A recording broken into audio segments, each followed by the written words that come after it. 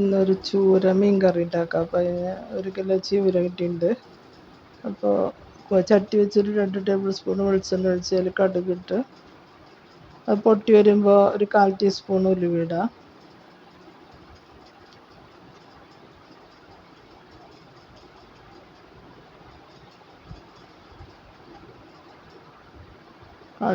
ഉലുവ ഇട്ട് കൊടുക്കാം. അത് പൊട്ടി വരുമ്പോൾ ഒരു സബോള, വലിയ സബോള, ചെറുതാണെങ്കിൽ 2 സബോള ഇടുന്നു കേട്ടോ. അത് നല്ല വലിപ്പമുള്ള സബോള ആയതുകൊണ്ട് ഞാൻ ഒരെണ്ണം ഇടുന്നുള്ളൂ. അത് പൊട്ടി വരും. സബോള ഇട്ട് കൊടുത്തിട്ടുണ്ട്. അത്യാവശ്യം നല്ല വലിപ്പമുള്ള സബോളയാണ്. അപ്പോൾ അത് വഴന്ന് വരട്ടെ.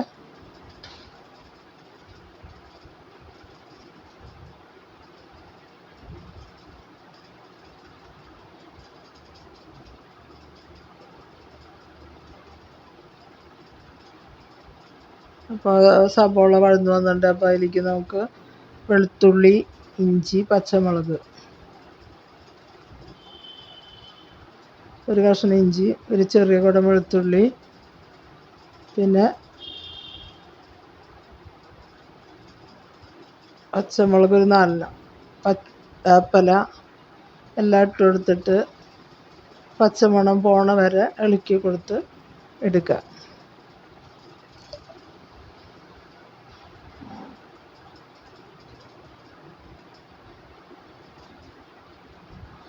ഒരു ഇതായി വന്നിട്ട് നമുക്ക് പൊടികൾ ഇട്ട് കൊടുക്കാം. 1 ടേബിൾ സ്പൂണോളം മല്ലിപ്പൊടി ഇട്ടിട്ടുണ്ട്. പിന്നെ 1 ടേബിൾ സ്പൂണ് കാശ്മീരി മുളക് പൊടി ഇട്ടിട്ടുണ്ട്. 1/4 ടീസ്പൂണ് മഞ്ഞൾപ്പൊടി ഇട്ടിട്ടുണ്ട്. അതിൻ്റെ പച്ചമണം പോണ വരെ ഇളക്കി കൊടുക്കുക. അതിന് ശേഷം മാങ്ങ ഇട്ട് കൊടുക്കുക. മൂവാണ്ടൻ മാങ്ങയാണ്, അതൊരു 2 മാങ്ങ ഇട്ട് കൊടുത്തിട്ടുണ്ട്. അത്ര പുളിയില്ല കേട്ടോ. അത് കുറേശ്ശെ ചെനക്കാറായി ഒടുങ്ങിയ മാങ്ങയാണ്.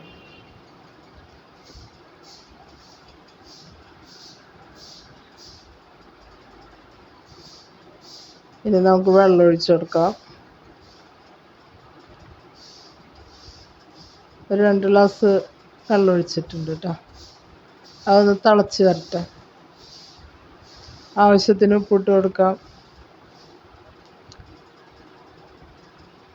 നന്നായി ഇളക്കി യോജിപ്പിച്ചതിന് ശേഷം തിളയ്ക്കുന്ന വരെ നമുക്ക് വെയിറ്റ് ചെയ്യാം.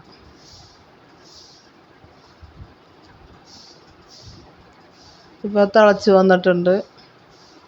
നമുക്ക് അതിലേക്ക് മീനിട്ട് കൊടുക്കാം.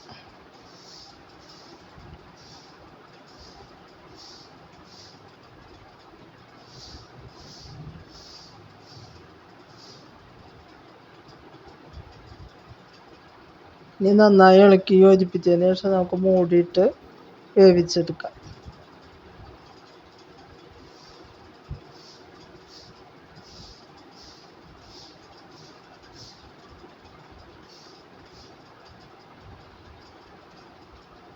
വളരെ ടേസ്റ്റി ആയിട്ടുള്ള കറിയാണ്. നമുക്ക് വളരെ എളുപ്പത്തിൽ കുറച്ച് വേപ്പിലയും കൂടി ഇട്ട് കൊടുത്തിട്ടുണ്ട് കേട്ടോ. അത് നന്നായി ഇളക്കി വേവിപ്പിച്ച് മൂടിയിട്ട് വേവിച്ചെടുക്കാം.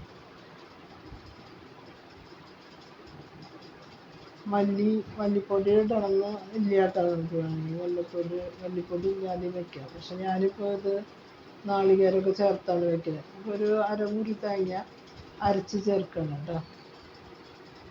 അതിൽ ഒരു 1/4 ടീസ്പൂൺ പെരുംജീരകം ഇട്ട് അരച്ചെടുത്താണ്.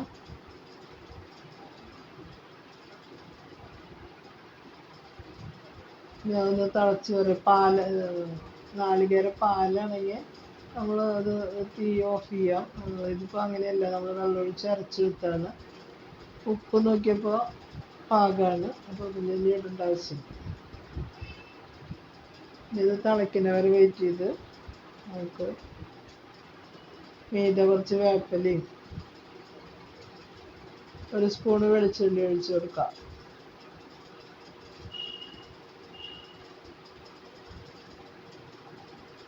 വെളിച്ചെണ്ണ ഒഴിച്ചിപ്പോൾ ഇനി അതൊന്ന് ഇളക്കി യോജിപ്പിച്ചതിന് ശേഷം നമ്മുടെ കറി റെഡി ആയിട്ടുണ്ട്. വളരെ ടേസ്റ്റി ആയിട്ടുള്ള നമ്മുടെ കറി ശരിയായിട്ടുണ്ട്.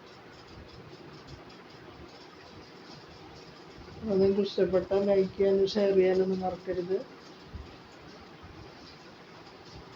പുതിയ ചാനലാണ്, ഒന്ന് സബ്സ്ക്രൈബ് ചെയ്യണേ. ഇത് ഓഫ് ചെയ്യാം. Thank you. ബൈ.